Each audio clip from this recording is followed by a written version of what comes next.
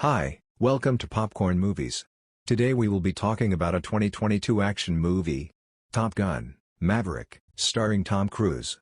It is a sequel to the film Top Gun, released in 1986. 30 years after his stint at Top Gun, Captain Pete Callsign Maverick Mitchell is assigned to the U.S. Naval as a test pilot.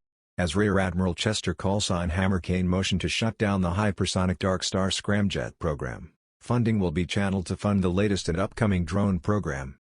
Maverick asked to fly the prototype to its speed limitation, but instead pushes it into high hypersonic and finally destroying it in the process. Cain's initial intent to ground Maverick for his reckless action but was overruled by the orders of Admiral Tom Callsign Iceman Kazansky, the commanding officer of the U.S. Pacific Fleet, who happens to be the former rival and friend of Maverick.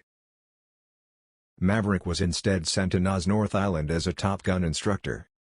Maverick is tasked to train an elite group of FA-18E/F Super Hornet pilots assembled by Vice Admiral Bo Callsign Cyclone Simpson and Rear Admiral Solomon Warlock Bates for a critical mission, to bomb a foreign country's unsanctioned uranium enrichment plant.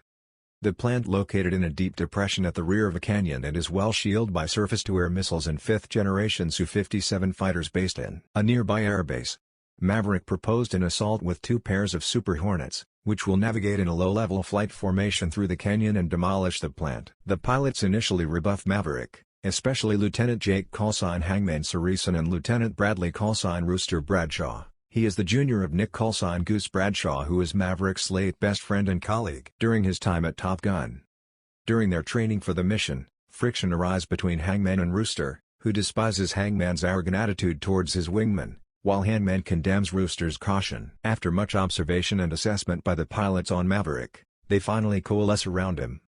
Maverick reunites with former sweetheart Penny Benjamin, revealing to her that he had made a promise to Rooster's now-dead mother to prevent her son from flying. He blocked Rooster's application to the Naval Academy repeatedly, setting back his road of advancement in his career. Maverick meets up with Iceman, who's currently suffering from throat cancer and can only primarily communicate by typing on a computer. He reassures Maverick about his training with the team during their meet-up. Iceman succumbed to cancer a few days later. Maverick, along with the pilots, attend his funeral. A missing man formation is executed during the funeral in memory of the fallen veteran.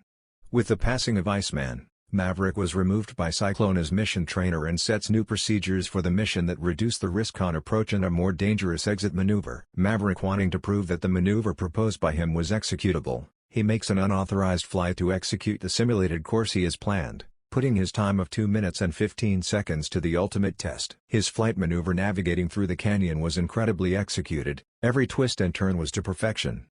Last stretch of the flight plan was to make a max pull-up before making an inverted flight down to the target and firing off the missile. Escape maneuver was executed before the missile hits the target with pinpoint accuracy, thus achieving 10G in the process. Cyclone is convinced and reluctantly reappoints Maverick as the strike package leader for the mission. Maverick team-upped himself with Phoenix and her weapons system officer, WSO, Bob, while Rooster is team-up with Payback and his WSO fanboy. Hangman and the remaining pilots will be put on standby.